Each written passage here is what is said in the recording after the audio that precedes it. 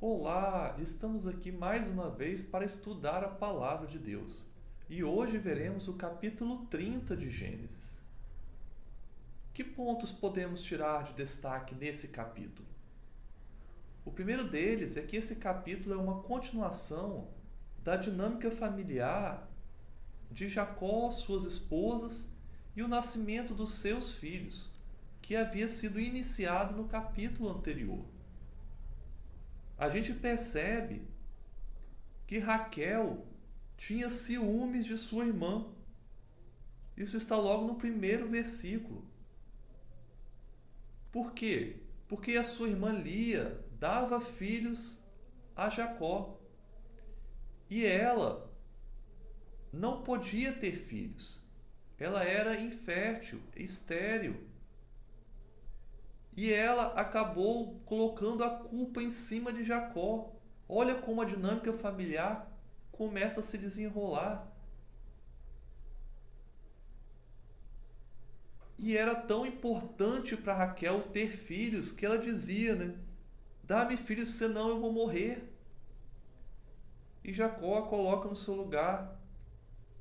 Quem sou eu para te dar filhos?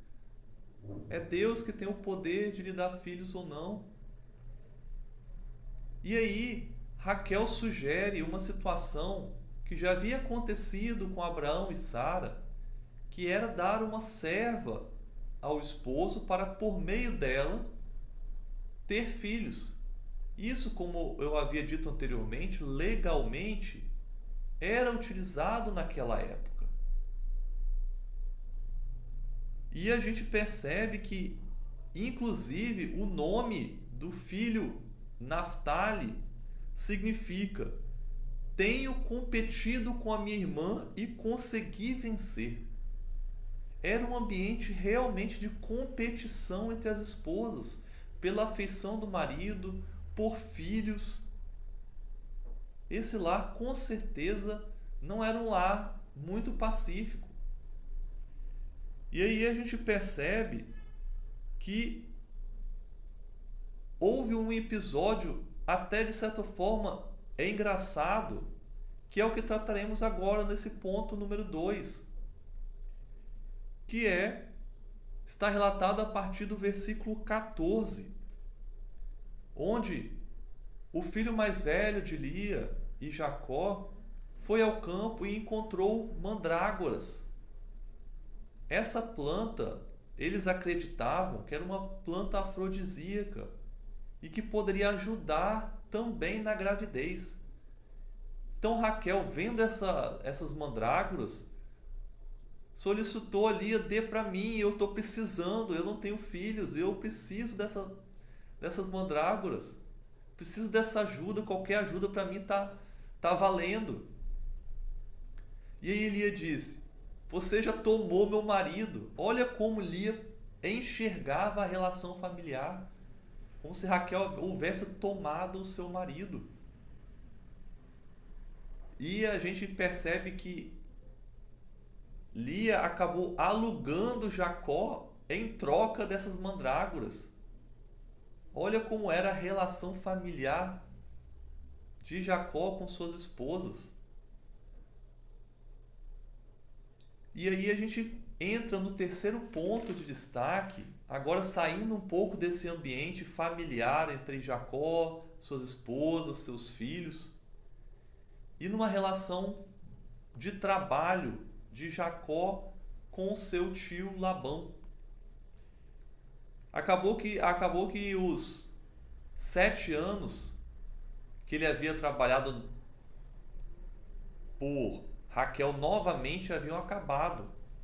E ele falou para Labão: Labão, eu preciso ir embora. E Labão, vendo que perderia aquele ajudante, ele diz: não se vá, fixe um salário aí que a gente continua fazendo negócios. E aí houve uma certa guerra de espertezas, um querendo passar a perna no outro. Jacó fixa um salário, seria tudo que fosse negro, salpicado, malhado do rebanho. E aí Labão olha para o rebanho e fala: não, o que está aqui é meu, eu não vou te dar isso não. E acaba separando tudo que era negro, malhado, salpicado do rebanho e deu nas mãos dos seus filhos. E Jacó passou a apacentar o rebanho de Labão, que tecnicamente era um rebanho só de ovelhas e cabras brancas. E aí acabou que ele usou-se de um truque. A gente não consegue perceber, a narração bíblica não indica se esse truque realmente tinha algum fundamento. Eu acredito que não, era uma espécie de uma simpatia. Mas a verdade é que Jacó usou de esperteza para quando as ovelhas boas, fortes, estivessem cruzando com os machos fortes também, ele colocava determinadas varas para que os filhotes fossem salpicados, malhados. E a gente percebe que Deus, apesar desse truque, fez com que Jacó fosse abençoado. E no verso 43 diz que Jacó se tornou um homem muito rico. A gente lembra que ele chegou naquela cidade sem nada, chegou sozinho.